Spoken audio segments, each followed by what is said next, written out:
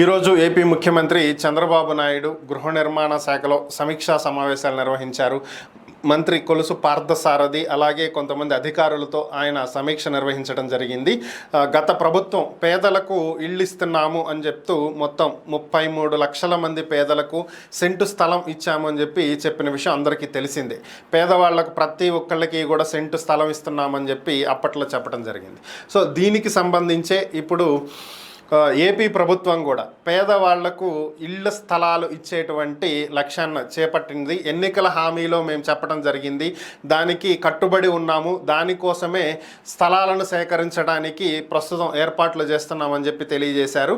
అయితే ఇక్కడ ఈ భూముల విషయానికి గనక వచ్చినట్లయితే పేదవారికి ఇచ్చేటువంటి భూములు ఈ ప్రభుత్వం గత ప్రభుత్వంలో ఒక్కొక్కరికి సెంటు చొప్పున ఇవ్వటం జరిగింది, ఒక్కొక్క సెంటు చొప్పున.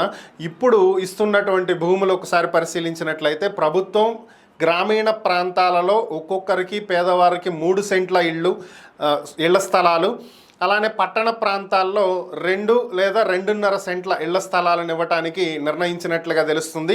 దీనికి సంబంధించే ముఖ్యమంత్రి అధికారులకు ఆదేశాలు కూడా ఇచ్చినట్లుగా తెలుస్తుంది.